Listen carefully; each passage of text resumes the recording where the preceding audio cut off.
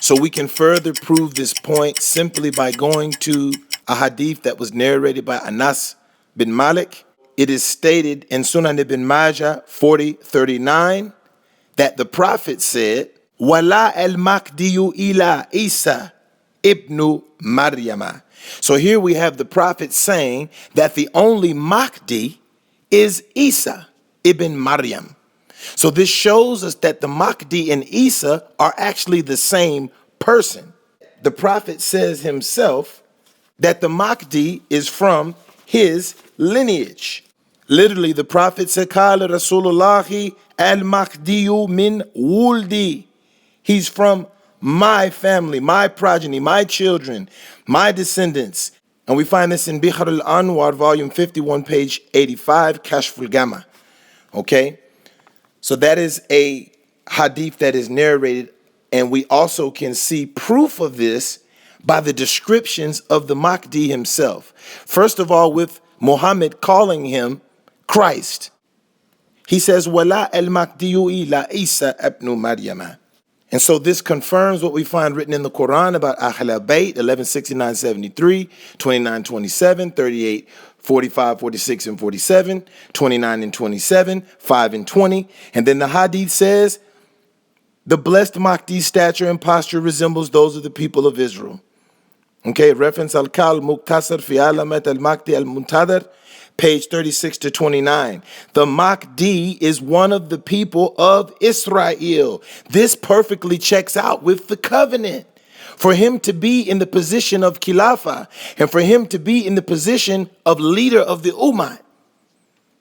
He says the Mahdi is one of the people of Israel. His demeanor resembles theirs. It is majestic and wise. Reference Al-Burhan fi Alamat Al-Mahdi Akhir Zaman, page 23 to 30.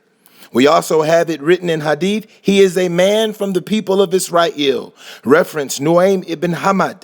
And this is important because this changes how we view the prophet and the whole tribe of Quraysh, because now we understand that they were all Israelites.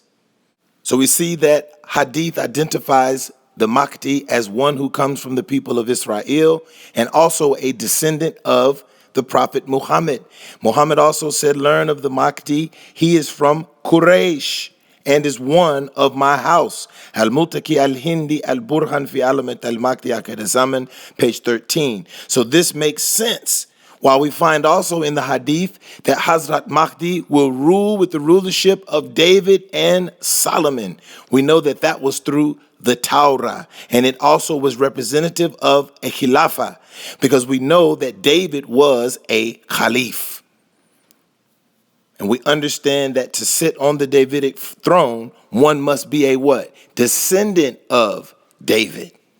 And we know that it's been written about the Mahdi that he has a house that's called the house of praise. And that is what the word Judah means, Yehuda, in Hebrew. Okay? So we understand the true identity of the Quraysh. If the Mahdi is from the Quraysh and he is an Israelite, then we understand that the Quraysh also were what? Israelites. And this is one of the greatest mysteries of Islam that has been revealed in your hearing. And so now these realities bring a brand new context to the Abrahamic faiths, not just for Islam, but for Christianity and also for Judaism. Because the question now is, why haven't you believed? Those of you who claim Abrahamic faiths, why haven't you believed? The Mahdi is the return of Christ. The biblical scriptures that you have and sources that you have stop. And that is where the message of Muhammad picks up. And he told you of things to come, just like Jesus foretold he would do in the book of John. And he has foretold about his descendant, who is also an Israelite, coming to lead the Ummah. We have a Sahih hadith regarding the Mahdi.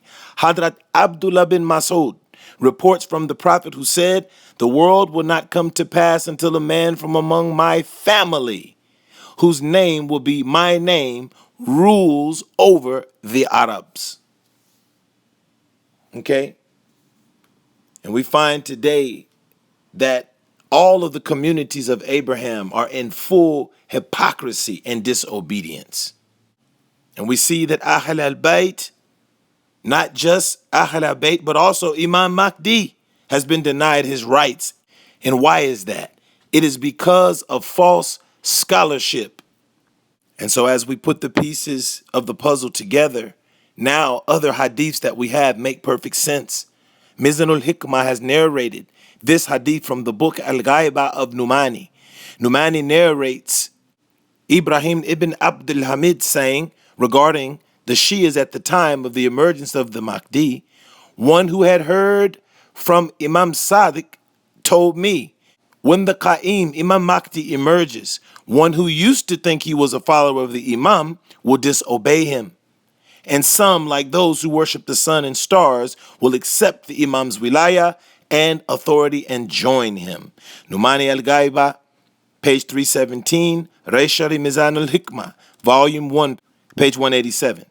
Alama Majlisi has narrated, when the Qa'im emerges, those who thought they were followers of the Imam will stray from his path and will become those who worship the sun and moon.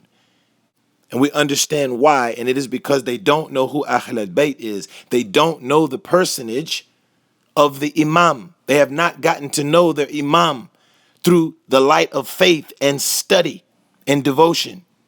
And so, when he appears, he won't be recognized, as we've been told. Hazrat Mahdi will move among the people, and through the markets, he will know the people, but the people will not recognize him. And that is what has happened. Hazrat Mahdi has come, but nobody is aware of him. And so then we have to wrap this up, and we have to ask the question, why is it that nobody is aware of the Mahdi, though he has appeared? And so we return to Hadith to answer this question. The Messenger of Allah said, such a time will befall my community that rulers will be oppressive and scholars will be avaricious.